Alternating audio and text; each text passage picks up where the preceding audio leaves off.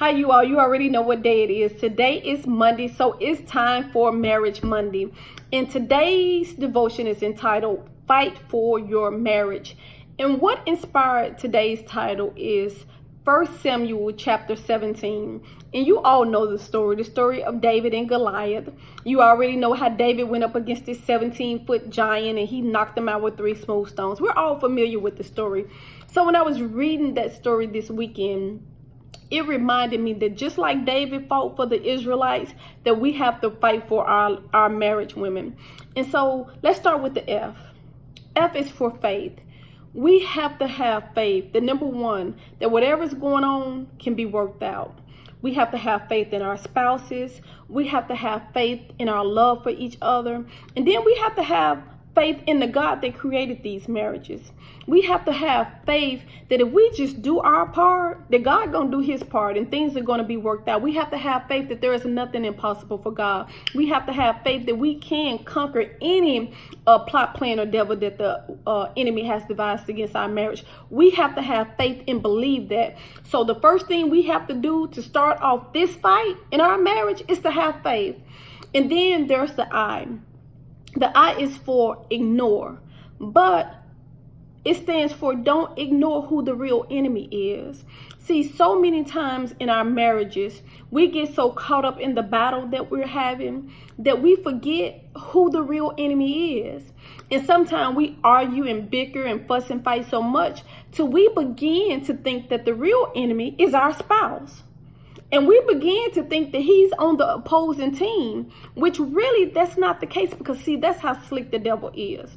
See, one thing that we cannot forget as better women, better wives, is that we serve a mighty God, but there's also a very slick, cunning, and conniving devil that's out there. And his main job, his only goal is to steal, kill, and to destroy. He's trying to destroy our marriages. He's trying to destroy our homes. He's trying to destroy our communities. He's trying to take our babies out. This rascal, you all, is slick. So we can't be fooled for 1 second. We have to know who we're up against. And we're up against a real devil. You have to believe that. And then you have to know, because we up against a real devil, this ain't no playing game. This is real spiritual warfare that's going on right in our homes. We have to know that. And then the G. The G is for go to God about your Goliath. Go to God about your Goliath. And why do I say go to God? Because that's what David did. Let me tell you what David said in 1 Samuel 17, verse 45.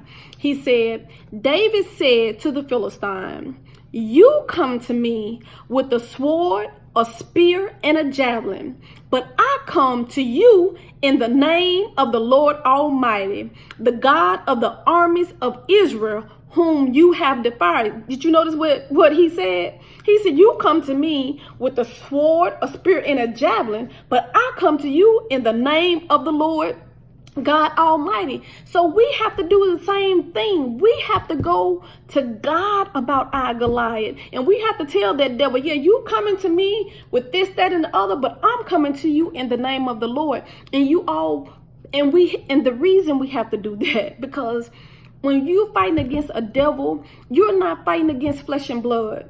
Okay, you're fighting against rulers and authorities and powers and wickedness in high places. And so when we're fighting in the spiritual realm, we have to call on a high God to help us fight that battle, because see, it can't be done in flesh and blood. So if he was real, so we can take off our earrings and take off our jewelry and we can put our Vaseline on and we can go to blows. But see, we're not fighting against flesh and blood. So see, taking off our jewelry and Vaseline and throwing up our hands, that's not going to help. We have to do just like David did, and we have to call on God. Oh, when I think about the devil, it just upsets me, y'all. And then let's go to the H. The H stands for 2 things. It stands for, first, helpmate, and then it stands for 2, healthy. See, when you go back to the Bible, God designed us, our main role is to be a helpmate. Notice what I said. I didn't say the head. And see, we get that twisted too, thinking we're the head of our households. No, we are not. Our husbands are the head of our household. But God designed us to be the helpmate. In other words, our job is to help the head. How do we help the head? It's so many ways we can help the head. We can help him by praying for their brother. Again, ladies, and so many times we take this for granted. And sometimes it almost sounds cliche, because sometimes people, they just throw that word around. Hey, just pray for it and just pray. But I'm telling you, prayer is a powerful tool. That's why as spouses, it's never a day that we shouldn't wake up praying for our marriages and our spouses. It shouldn't be a day that we go to bed that we don't pray for our spouses. And sometimes it takes us praying throughout the day for our spouses. So that's one way we can be a helpmate. Another way, if these brothers have tasks to do, help them out sometime. Sometimes just letting them come home without hearing our mouth. Let them come home to a night of rest and relaxation. Sometimes we can just fall back sometime if we want to be a helpmate. We're not going to leave out the sexual needs. We have to fulfill that too. That's being a helpmate, because when we're not feeling their sexual desires, that just leads to a lot of stress with them and in the marriage. We all grown folks here. So that's another way. It's so many things we can do to be a helpmate. And then if you don't know, go back to prayer. Ask God, what can I do to be the best helpmate I can be to my spouse today? And then, like I said, that other H stands for healthy. Our main goal is to have healthy and holy marriages. Healthy and holy marriages. And so we have to always remember the goal. We have to remember why we're in this fight in the first place. Okay? And sometimes we get so used to just getting by and again putting up on these facades. And I think we're more concerned about how many likes that we have on Facebook than about our marriages. We care about a like on Facebook, but how about if God in heaven and the whole heavenly host looking down, clicking on whether they like what's going on in our households or not? How about trying to get an approval from heaven instead of approval off of social media? Okay. What about if God don't like what's going on? What if you got 1,000 likes on Facebook, but God is not pleased with what's going on in your marriage? Because again, your marriage is supposed to represent the church and God, the combination of Christ and the church. Okay, so who cares how many Facebook likes you got if you're home, if you're not having a healthy marriage, which is what it should be. But again, sometimes we get so used to just getting by and putting on facades that we have taken our eyes off the goal of what this whole marriage thing is supposed to be about. But anyway, I'm gonna go into a whole sermon about that, so let me go on. And so the last thing in fight is the word T. And T stands for trust your resume. Trust your resume. And what I mean by trust your resume is to look back over everything that God has done for you. Every way he has blessed you in this marriage, even how you all came into the union in the first place. Look back on it. Look back on the vows you made. Look back on when you was walking down the aisle. Look back on how far God has already brought your marriage. Because you could have been one of the divorce statistics, but you're not. So look back, and let me tell you why you should look back. Again, 1 Samuel 17, and let me read this to you. This is the last verse that I'm reading. 1 Samuel 17, verses 34 through 36. It said, but David said to Saul, now let me back up for a minute because to give you a little content. Saul was a king of Israel, and he told David that he was too young and too little to fight against this big giant. That's what Saul told him. But this was David's reply. But David said to Saul, your servant was tending his father's sheep. When a lion or a bear came and took a lamb from the flock, it was I who went out after him and attacked him, talking about he attacked the bear, and rescued it from his mouth.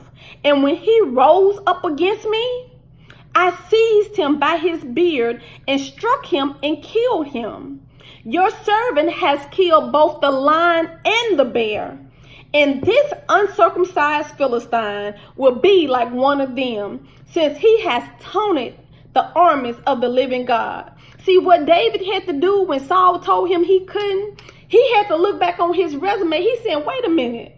You telling me I can't go up against Goliath, but I done fought a lion and a bear, and I have won. And the reason I won is because God gave me victory in both of those battles. So it's no way I can fight a lion and a bear and win. Do you know how ferocious they are? Do you know how God intervened in that situation and helped me to win that fight? And you telling me that this uncircumcised Philistine, that the Lord won't give me victory? Oh no, you better ask somebody. You better check my resume And so that's what we have to do. We have to go back and look on our resume, because every day we're going to have the devil whispering in our ear, oh, this ain't going to work. Oh, you need to leave. Oh, you need to get divorced. You'll be happy by yourself and this, that, and the other. You need to be, oh, no, boo, check my resume. We made it through 2016. We made it through 2017. We made it through 2012 when this happened. We need to make it through 2011. And we made it because God kept us and he covered us. And you better believe the same God that kept us and covered us all of those years is going to cover us in 2019. Check the resume, boo, of what God has already done for us. See, that's how you have to approach this thing. Ladies, again, I'm done with the devotion, but again, I wanted to admonish you, fight for our marriage. Don't let the devil have our homes. Don't let him have our marriages. We got this. We got this on our Better Woman, Better Wife journey. And single women, if you listening to this, be prepared to fight. Be prepared to fight. And even in your singleness, you're going to have to be prepared to fight the enemy, because he going to tell you, oh, don't nobody want you, or don't nobody want you with kids. Ain't nobody going to marry you. Or, hey, you're going to have to give it up to their brother before you get married. Or you're going to have to do this. And he's going to say all of these crazy things to you. But you have to know who you are in the Lord. You have to know, wait a minute, Tanisha Loggins, you better tell them they a big deal. You have to know, I'm a big deal. I don't have to bow down to the devil. I can be a godly woman. I can be a virtuous woman. And in my waiting season, I'm going to work on me, and God going to send me who needs to be in my life. So that's the end. I'm getting excited, you all. That's the end of my Marriage Monday. I hope that somebody is blessed by this, and stay tuned for next Monday, Marriage Monday.